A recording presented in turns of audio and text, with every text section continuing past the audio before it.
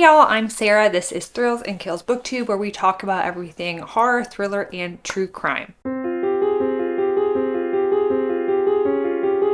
So today I am kicking off a new themed reading vlog. I'm going to be reading 3 bleak and disturbing books. So for the year 2023, I'm trying to pick a theme for each month, not necessarily lay out a TBR for the year, but just themes, and then pick books to try and put together in a reading vlog and compare and contrast them with each of those themes. So like I said, for February, bleak and disturbing is the aim of the game. A few months back, I was looking on the Books of Horror Facebook group and in the Reddit Horror Lit subreddit to specifically look for some bleak and disturbing books. While I love almost every subgenre of horror, I'm not necessarily an extreme horror writer, and I think I actually like stuff that tends to be more terror than outright horror. I think it's easier to scare people with just extreme gore and horror and blood and guts. So I was specifically looking for books that would leave me with that bleak, disturbed, unsettled feeling.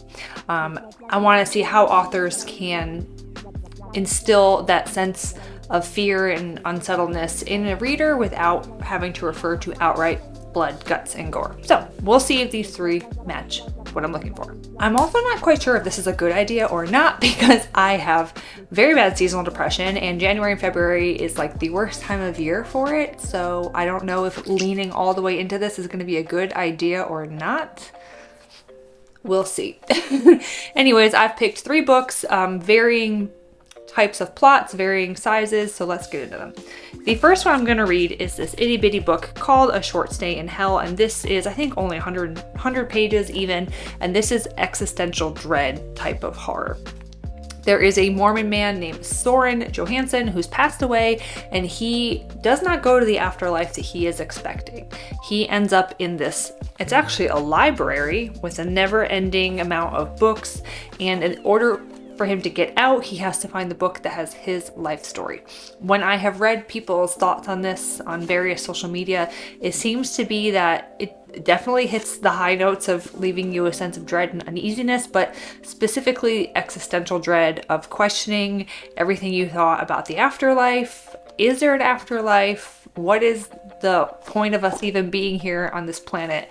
So I think that is going to start off the reading vlog on the right foot. Next, I will read Experimental Film by Gemma Files. This is found footage and a little bit of, I think, like a demonic possession, or at least a demon is involved.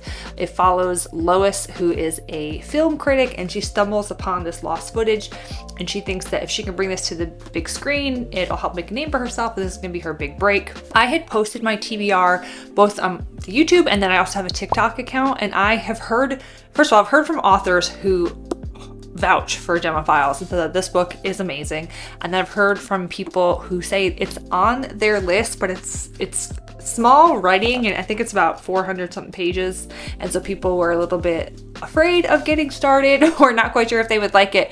So I know I've got a few people out there who want to hear my thoughts. Hopefully it'll go well.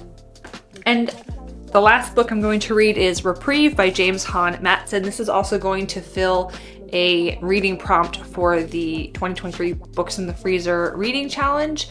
There is a prompt to read something from an AAPI author, and James Hans Matson. And he is actually, I think, from South Korea originally, so that is going to fit that prompt. Anyways, I love escape rooms. Does anyone else, have you ever been in an escape room? Do you love them? I'm super freaking competitive, and I like puzzles, which is why I like reading thriller books. I freaking love escape rooms, and nobody will ever go do it with me. So the fact that this takes place in an escape room and there's been a murder, and then the survivors on the escape room team are taking turns telling the events that led up to this and what happened afterwards, that sounds really interesting. But even more so, this is a social horror apparently, and has commentary on things like hate politics, capitalism, racism, and our obsession with fear as entertainment. We'll see. Again, I've never read anything in the social horror genre. I honestly picked it up because of the escape room setting.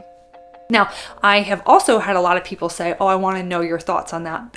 I don't know if it's the social horror concept, but I have gotten comments from people who said, I have that. either they physically own it or it's on their TBR and they know they want to get to it, but something about it is kind of scaring them off a little bit. So we'll have to see how that one goes as well, and if I can convince people to come around and read that and experimental film. Good morning. I started a short stay in hell last night. I'm on page 70. This book is only 100 pages, but it packs a punch. This is a wild ride. So this is the book where this Mormon man finds that he's dead, and the afterlife he shows up in is not the afterlife he was promised from his religion. He shows up in hell. And so it starts off where they're in a waiting room with this demon, and one woman in the waiting room was like, "Are you Satan?" And he was like, "Oh, no, like, I'm not that high up." So it's like a lesser demon. And he is explaining to these people who've passed away that, sorry, like, you were agnostic, doesn't count. Oh, you're a Christian, doesn't count. Mormon, doesn't count. Because apparently the one true faith is Zoroastrianism? I don't really know. But anyways, he's saying, oh, you guys were all wrong, sorry. So now you're in our version of hell. And people are fighting back, and they're like, what are you talking about? I did everything right. Like, I was saved and I was promised, like, eternal salvation and all this.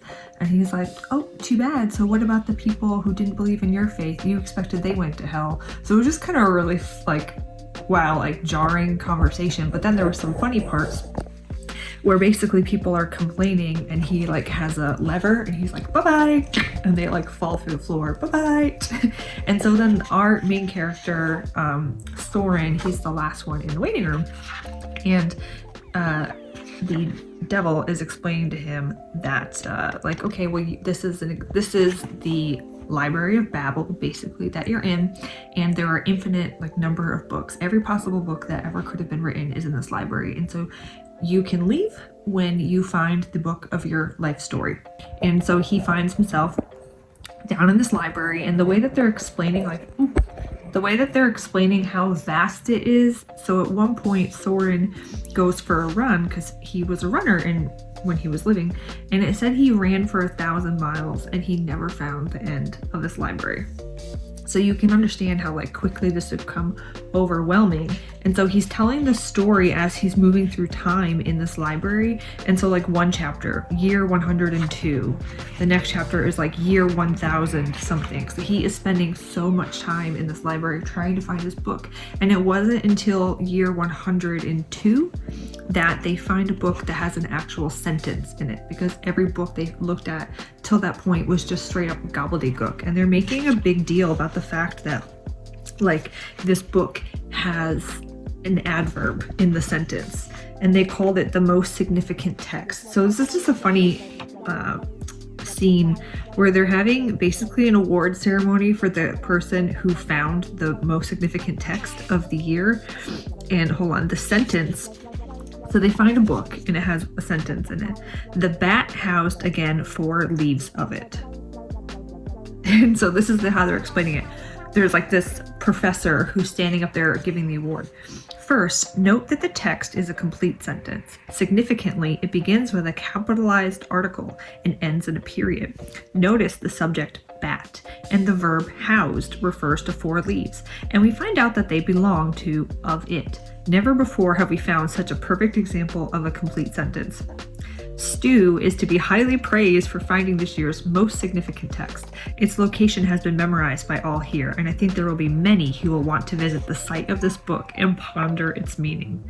Thank you again, Stu. And then everyone stands up and claps. So it's just can you imagine being in that scenario and your only way out is to find this book, and it's you're going for thousands of years and you can't find it? So as I'm reading this, number one, I'm pondering a lot about life and the afterlife, but then it's just dismal, right? Feeling bleak and just dismal. I'm what is the fucking point? And there is, I don't know if you can see, so there's 2 sides to the library, and then there's this chasm in the middle, and they are contemplating falling into the chasm, but apparently that is infinite, and so you would just be falling for forever and ever and ever and ever for the rest of time. So what is the better option? Is it to chuck yourself into this chasm or to keep looking for the book?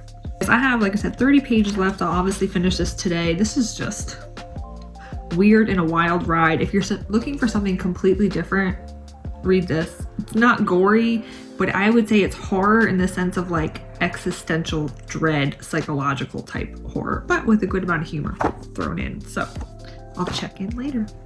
Well, good morning. I finished last night A Short Stay in Hell, and then I started experimental film. It is now the consequences of my own actions.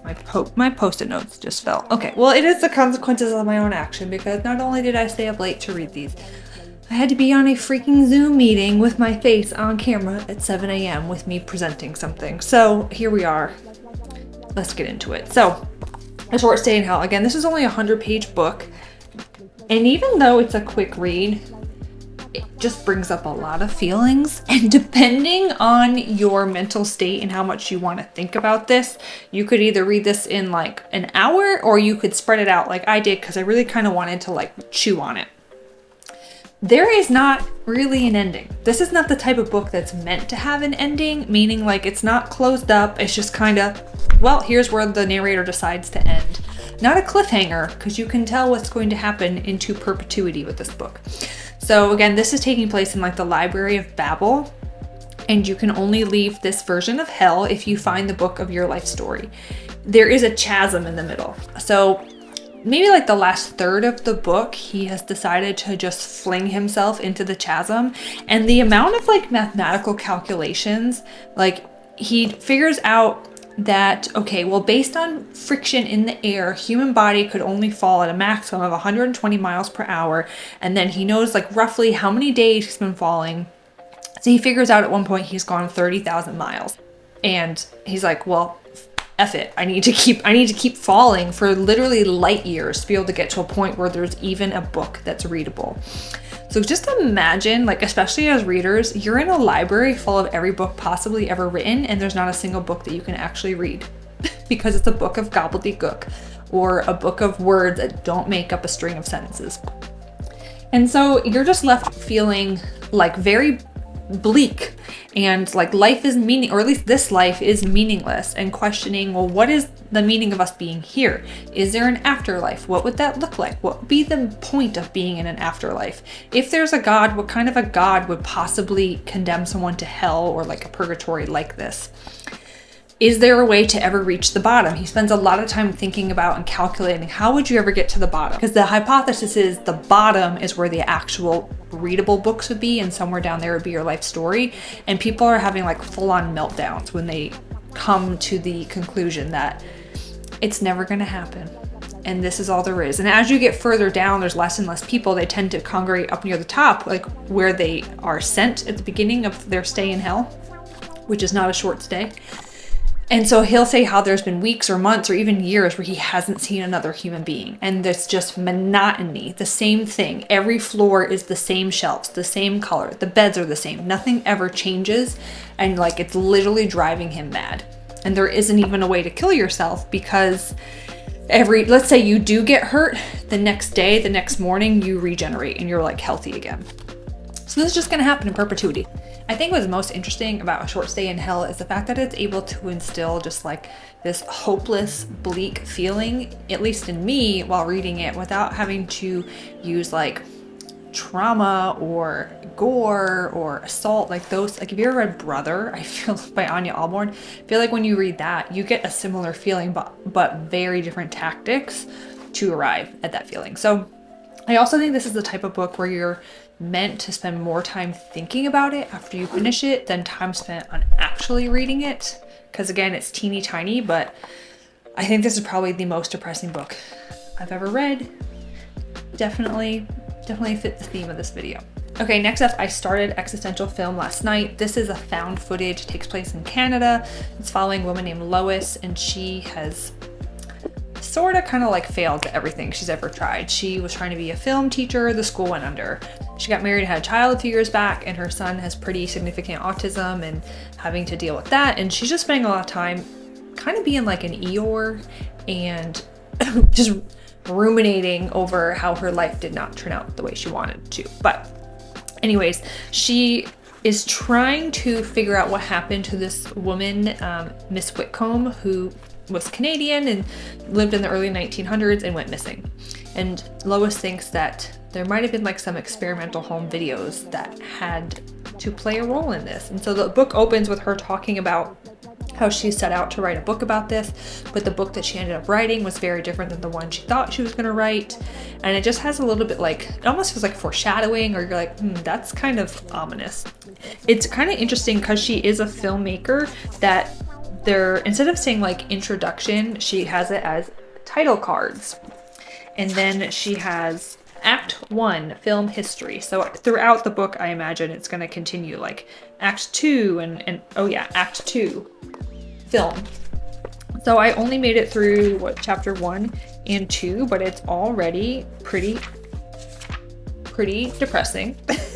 You're kind of left being like, damn, this woman's life really sucks. But she keeps making comments about like something that's going to happen. So I think it's about to turn. She's not so much of an Eeyore that you're like, oh my God, get over it already. Like it's pretty, it's pretty appropriate complaints that she's got, and it's done well.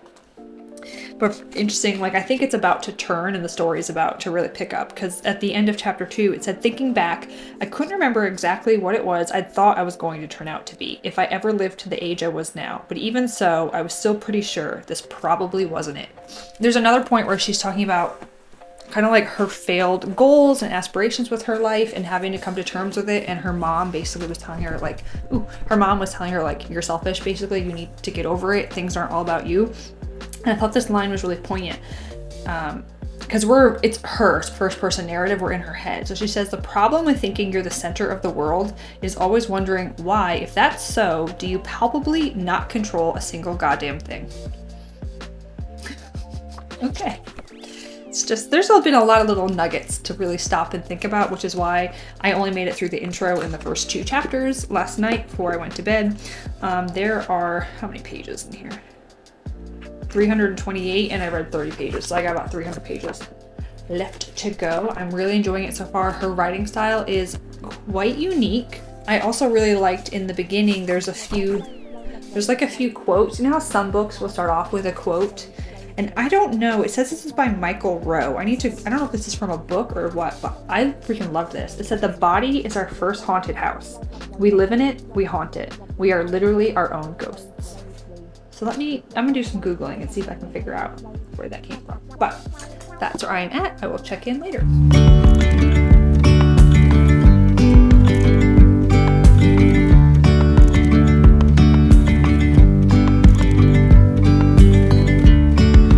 Yesterday, there was sun and there was rain. Beauty in the mundane. And as the startled our eyes, we let go of disguise. All right, I am a third of the way through experimental film, doing my check-in. I've been doing my little annotations. This book really fit the theme. It is getting more and more depressing each chapter as we see more and more of Lois's life and how she just feels like a failure and she hasn't lived up to any of her goals, and we see how her mom thinks she's a failure. I mean, it gets more and more depressing with each chapter. I'm loving it so far. If it stays the way it has been, I think it'll be a 4-star for me. I see wiggle room for it to really surprise me and become a 5-star. And I also see ways where it could kind of fall off a cliff and end up less than a 4-star. But for me, I'm liking it. I do think this is a book that a lot of people are not going to like, and that's for a few different reasons. The author herself was a film editor, and so there is a lot of detail in here about the film industry, like the actual mechanics of making a film, if that makes sense, and a lot of descriptions of the technology, current day technology, historical filmmaking technology. Lots of words that like I don't know what they mean. I had to look up a few things. I'm finding it fascinating, but I could see how it could just be really heavy and too much for some people. A major reason why this book is so depressing so far is that Lois, I'm getting the sense like she hates being a mother. And before I go further, let me say this is not my personal opinion, so please don't come at me. This is what I'm picking up from what the character is saying. So she is a mother of a special needs child, and you can tell that her life did not turn out the way she planned. Parenthood, her child did not turn out the way she planned, and it is a major stressor in her life and a major source of dissatisfaction. And so when we hear her just ruminate about how terrible her life is, a lot of it is around her child, and there are some really sad scenes as we see her trying to parent her child, Clark, how her mother and her husband are kind of commenting on her parenting. It's just sad. So there was one point, I actually put the book down for a minute to kind of think about this. Let me pull up my little sticky note here. She's remembering how easy it was when she brought her son home from the hospital, and when he was an infant and he slept easy and he ate easy, and she knew like, oh, I love this child so much. Like it was just easy. But at some point things started to change. And she makes this comment: in my darkest moments, I have to wonder how much of our affection as parents is for the child we think we're going to have and the child we think we're entitled to instead of the one we actually end up getting. That really stopped me in my tracks. So let me say, I'm child free. I do not ever plan on having children. However, I have a very fraught relationship with my own mother for similar reasons. I think there were expectations and I did not turn out the way, or the decisions I made were not the decisions she would make, and that's caused a lot of friction. So that line really stopped me in my tracks, and I was thinking about like, oof, I can really sympathize with this character. So in this first third, we're really getting the setup of her life, her experience in the film industry, what led her to this point where she's interviewing people about this really obscure experimental film. She's trying to figure out who the woman in the film is. And there's a moment where she recognizes and remembers, and it's from this like fairy tale. And so there is a point, one of the chapters, we kind of start taking a turn to, oh, now we're diving into fairy tales and the history of different fairy tales and what the symbolism means and what that could be in that movie that this person made at home. That was really interesting, getting to learn about different like Eastern European fairy tales. The book is set in Canada, mostly in like Ontario province and in Toronto, and so she is also giving a lot of details throughout the first third about this street and this building in downtown Toronto, and it's like, okay, that means nothing to me. I've never been to Toronto. I don't have any plans on going to Toronto. So I guess if you live there, it'd be more meaningful. For me, it was just a little bit like, this is too much. Like, just tell me you went downtown. I don't need to know the cross streets and all this stuff and what bus line you took. So that was a little bit annoying, but it reads pretty quick. And then there's a point where she makes a huge discovery. And as soon as she makes this huge discovery, something really freaking creepy happens. And then that's when it stopped. And I was like, okay, I've gotten to the end of the first third. Let me do a check-in. So at this point, I don't know if this is a book about someone who is like slowly losing their grip on reality and what happened didn't actually happen. It was in their mind. I don't know if this is a haunting. I don't know if this is a possession story. I don't know. But remember, at the beginning of the book, there was that line, the body is our first haunted house. We live in it, we haunt it, and we are literally our own ghosts. So I'm leaning towards this is actually a haunting story. So I'm gonna read a little bit more. Next up is Act 2 film. So I will check in after I finish with Act 2.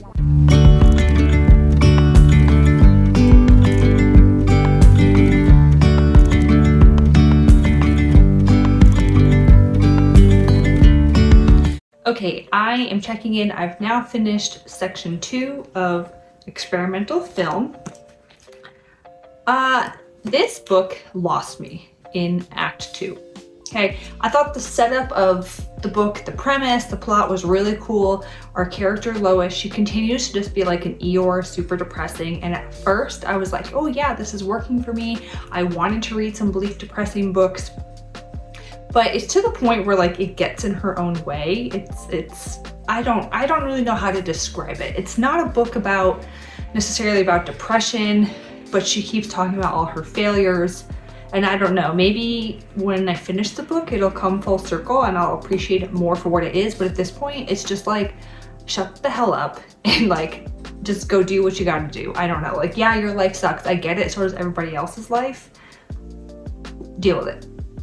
So at the beginning of Act 2, Lois is trying to get together some people or person or crew to help her try and research this filmmaker that she's found and to create her own little short film around it. And she's also reaching out to her contacts in the Canadian film industry to see if she can get some government funding. So she gets the funding, and then she needs to kind of start doing her research, filming, going on site, talking to people, doing interviews, etc. Okay, that could have been really cool, especially when she goes on her little road trip, except we start learning about these backstories of all these randos. So there's one character named Safi who ends up being her camerawoman and like her sidekick on this project. Okay, great. Obviously we need to know about her. But it's going into Safi's like entire fucking family tree. And how Safi's great grandfather is an immigrant from a very small sect, like a religious sect over in I think Albania. And it's like literally giving us the entire fucking family tree. It's like, why do I need to know about this? I could see it was gonna drive the plot forward. At the time, it was annoying, but I was like, okay, let me hang in there in case it drives the plot forward. Well, now 100 something pages later at the end of Act 2, it's still not driving the plot forward. So again, I could be wrong. I could be pleasantly surprised at the end of the book because there still is Act 3 and then like the epilogue or whatever to go. The other thing is she goes on these tangents of, and maybe not necessarily tangents, just extra detail about the city of Toronto and the province of Ontario and every single freaking side street and like cross street intersection that exists in the city of Toronto, which if you live there, fine. I wrote in my notes at one point, I said, why do we need to know about every fringe character in detail in their mama and ex drama? Because then again, it'll start talking. So then she gets down there to meet with whomever in the film industry about getting the grant money. And then she's talking about all these other people that she happens to be connected to in the film industry. And oh, I know so-and-so because of so-and-so, and they dated so-and-so and used to be friends and work with so-and-so. I don't need that drama. I don't care about, like, you're losing me. I'm gonna put the book down. Knock it off. It's not even like juicy drama. It's like, I don't give a shit. Everyone has an ex. I don't care. Unless you're gonna tell me something juicy, I don't care. All right, but then there are parts I like. So now her and Safi are headed up to Northern Ontario to go to this manor house that Miss Whitcomb and her family used to live in. And there is a museum, small museum, and they're gonna do a tour of the grounds, do some film interviews, try to get some material for their project and try to see what they can find, basically. Will they be able to find old letters or old copies of her work, her paintings, etc.? And so they are discussing fairy tales, because there is a part in here where Miss Whitcomb's ethnicity and her family history and where they came from over in Europe, there are some fairy tales. Think about the like Grimm's fairy tales, that style of fairy tale that come into play. And that stuff was actually really interesting. And so when Gemma Files is having us go off on tangents and learn about all that stuff, that I really enjoyed. Apparently, this Miss Whitcomb character was very interested in these dark fairy tales and even wrote her own book of fairy tale stories. And so there's a part where we get a bunch of excerpts from that book from like the early 1900s, and that was super interesting. But this book is told entirely from Lois's perspective. There are small snippets here and there, like the excerpts from the fairy tale book, but that might only be a page and a half at most. So the vast majority of this book is from Lois's point of view. And oh my God, it's like every little thought that ever pops into her brain, she blurts out for us to know about. So that's annoying. And the other thing is, like, the girl needs some antidepressants. I'm sorry. I'm depressed. I'm going through my seasonal depression right now. It's terrible.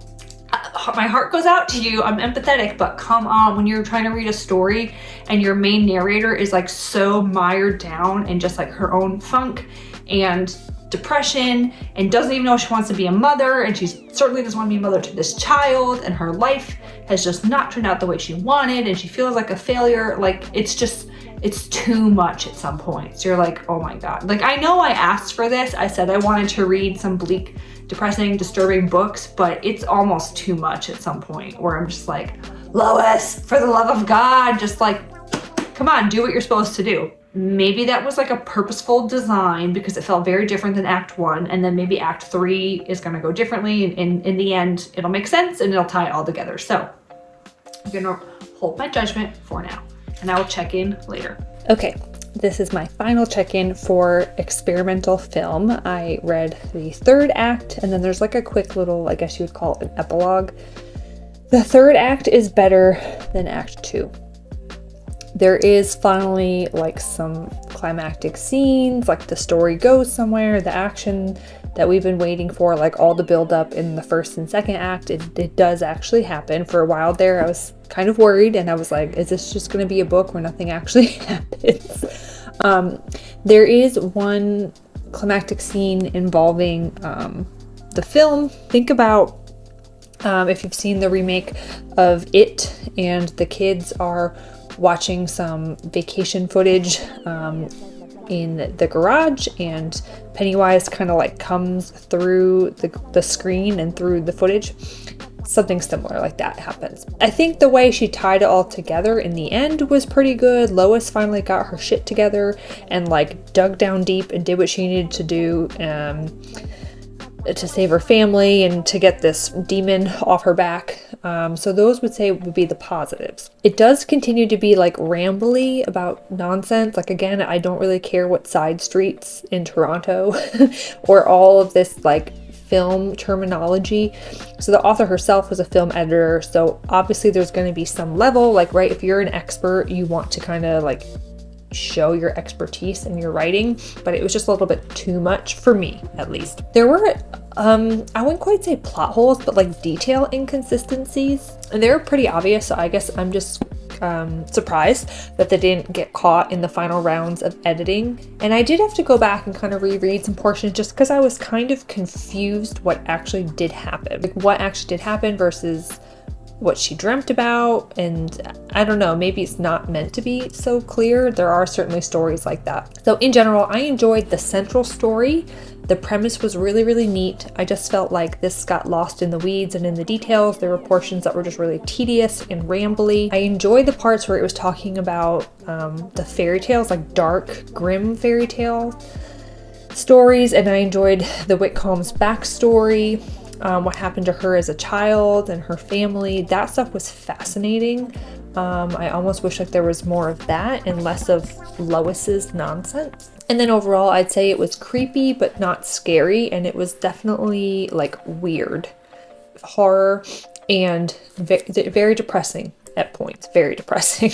I think it could have maybe could have been better if this was about 100 pages shorter, if instead she tried to write a novella or just cut out a lot of the rambly bits and kept to the core story. I think that I probably would have rated it higher, but in the end, I think I'm going to give it 3 stars. Yeah, that seems about appropriate. So then I also started Reprieve last night. I actually got about 90 pages in. Now this is supposed to be a social horror. This takes place in the 90s, and it takes place in Nebraska in a full contact escape room. Now there is this escape room that's very famous. People come from all over to try to be contestants, and if you can make it all the way through, you can win quite a lot of money. And we know from the synopsis, like the blurb on the book, that there is a crime, there is a murder that happens in the escape room, and then throughout the book you're kind of learning about the different people's backstories, what led them to be on this team. Is it 4 or 5 people? I forget, but they're on teams competing, and also like their recollection in the aftermath of what happened and the events leading up to this crazy guy breaking into the escape room to commit a crime. So the book opens up hot and heavy, and I really enjoyed it. So first of all, it starts off by saying part 1, witnesses. You are getting different points of view, and actually starts off with a cross-examination excerpt. So this is the transcripts from a court case from someone who was in that escape room. So there is like a teenage girl point of view. There are some people in their early 20s. There's a middle-aged man. They so far sound pretty different. I think that James Holland Matson does a really good job of the teenage girl's point of view. It's not written like she's just like a dumb ditzy teenage girl. She's actually pretty quirky and seems to have like a full-fledged personality and like a good head on her shoulders. Takes place in the 90s, and so there's some fun like 90s references, and there's some fun horror references. there's a line, so there's the young girl, her father has passed, and you learn this like in the first 10 pages because she's at the funeral. So her father has passed, and then one of her friends is trying to cheer her up. So she has this friend named Sean, and they watch horror movies together, and he's trying to cheer her up, and he's like, hey, why don't I come over? 'Cause every weekend they watch horror movies, and he wants to watch Hellraiser. And so he's like, come on, like, let me come over, please, we can watch Hellraiser. She sighed, my dad just died, Sean. You really think I want to watch Hellraiser? And so I cracked up at that part. And it references other, like, funny things that happened in the 90s and movies that happened in the 90s.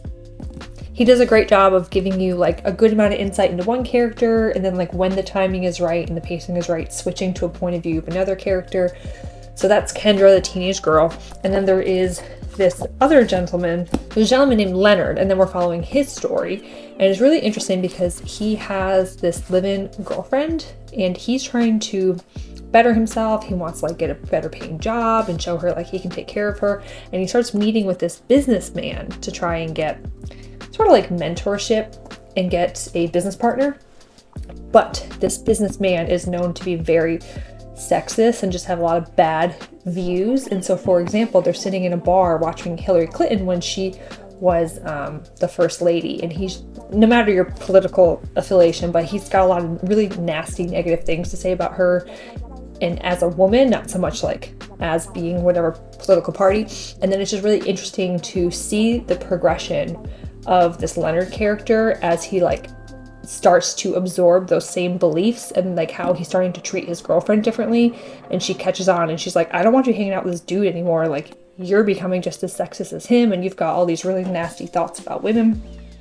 It just felt like that backslide, that progression of that character, it was very well done and very realistic.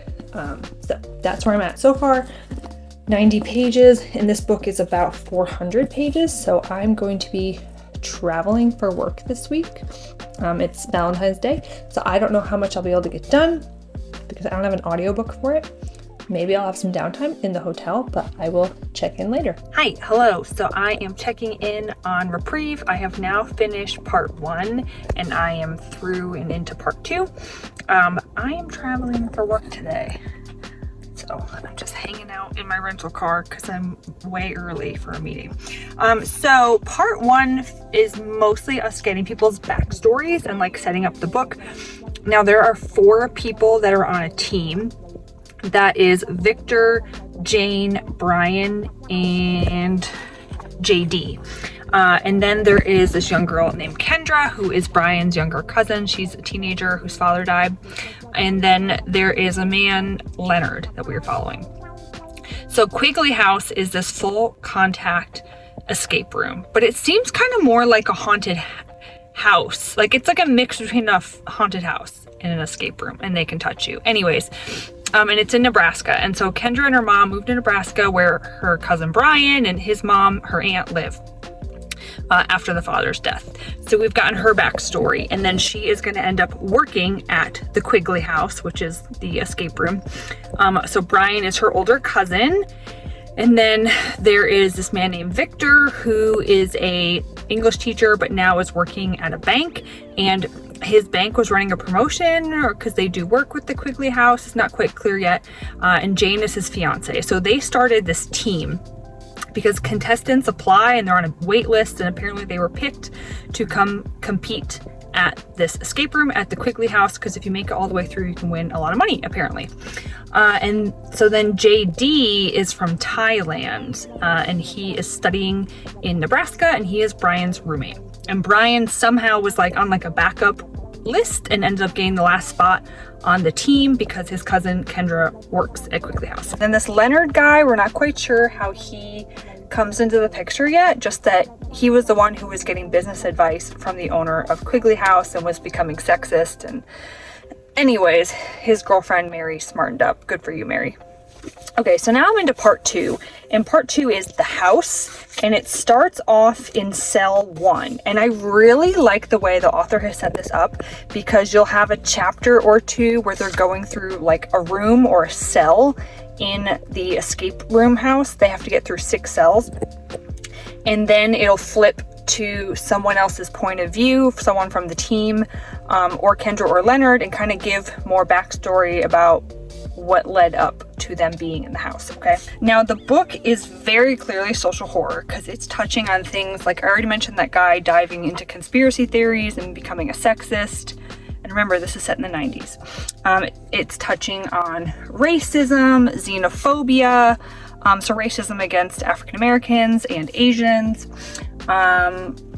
What else? There's a kind of a little bit, I'm getting the feeling of almost like a satanic panic, because they think that these people who work at Quigley House are straight up evil, or anyone who would want to be a contestant is straight up evil. Sex tourism is a big thing that comes up, both in JD's backstory and like coming to America and being fetishized, and then in Leonard's case, he wants to go somewhere that sex tourism, I don't want to say it's known for sex tourism, but let's say at least there's like a stereotype. I think I'm on, let's see what page, almost about page 200, so I'm about halfway through. I'm really loving it. Like I said, the pacing is fantastic. The way that he's breaking it up between the action scenes in the different cells of the escape room house, and then flipping it into the various points of view. And I feel like the characters have very different experiences, so therefore their narrative is very different. Like, I hate when they've got multiple points of views of characters and they all just sound the same and run together. We're getting very distinct like voices and experiences from them. So, I mean, a 15-year-old African American girl whose dad just died should not sound the same as a 23-year-old Thai man who has come over to the US to go to college. So that's good.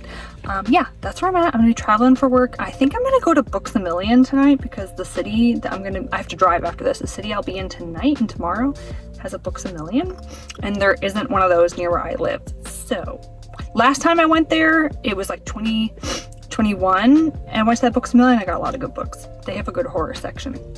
Okay, so that's where I'm at with Reprieve. I will probably get a lot done of reading in my hotel room tonight, and I will check in later. Thanks, guys.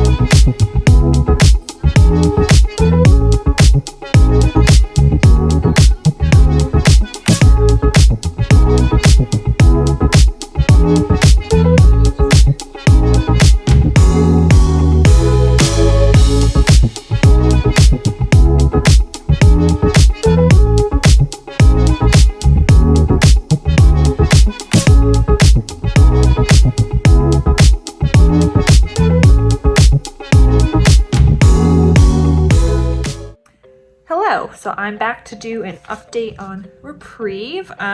You'll have to excuse the poor lighting, and if you hear any noise, I'm in a hotel room, and there's actually, I don't know if you can see it, a marina, and people are working on their boats and making noise. Anyways, I'm on page 280.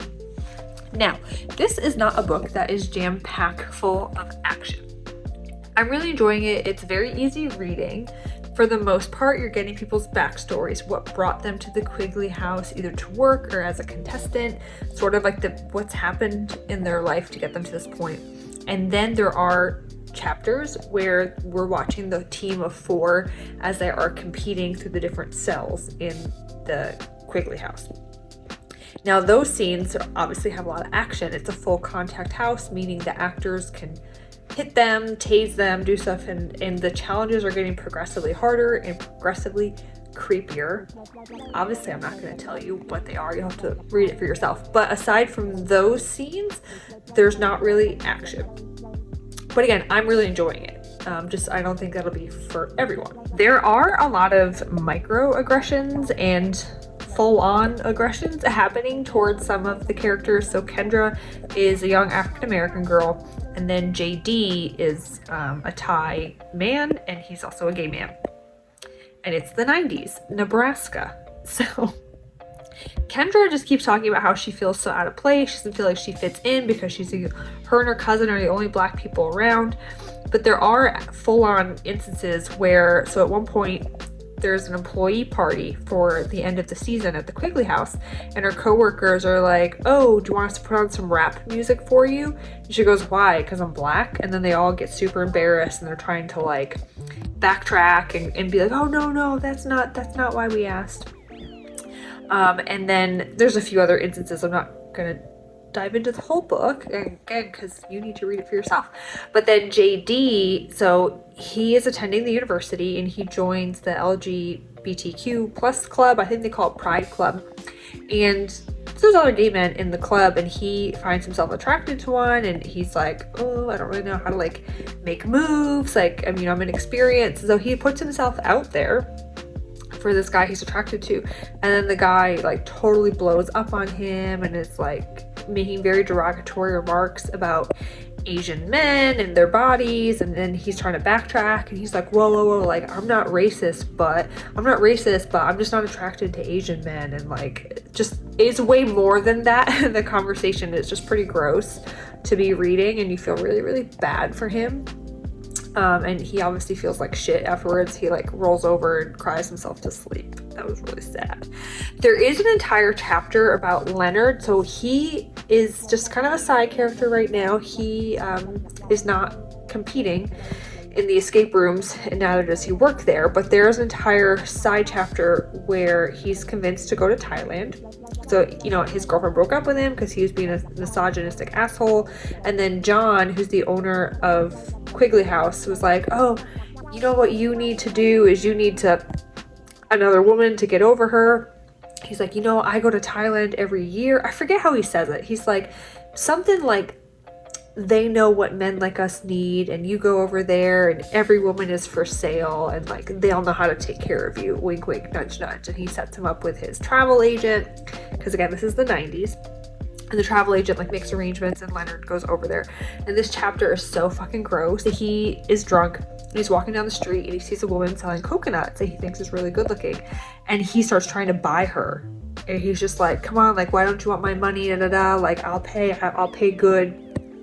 And just things like that, like just really fucking sleazy. And he comes across as, well, not comes across, it's very clear this is like how the author wants us to read into it, but that, you know, because he's a white American man, like he is owed something, and like he can go over to Asia and it's all right because he's got money, and women should be throwing themselves at him, you know, like any woman he sees is for sale for the right amount of money. Like it's just so, like, his attitude towards women, especially once he gets over to Thailand, it's so gross. Makes me want to throw up. It's giving incel energy.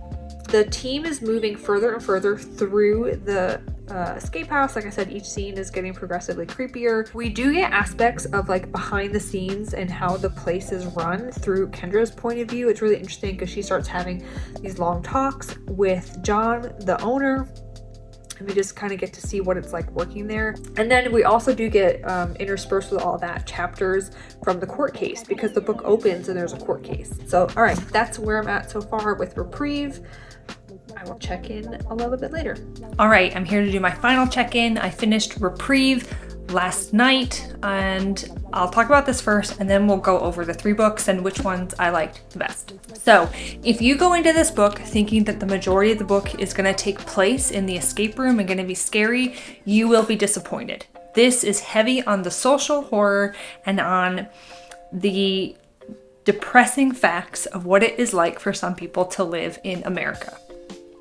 And then there are scenes, few and far between, where the team is moving through the different cells in the escape room. Now, those are definitely, I don't want to say scary, but if you were in that escape room, you would be scared shitless probably. So they definitely are scarier than the rest of the book.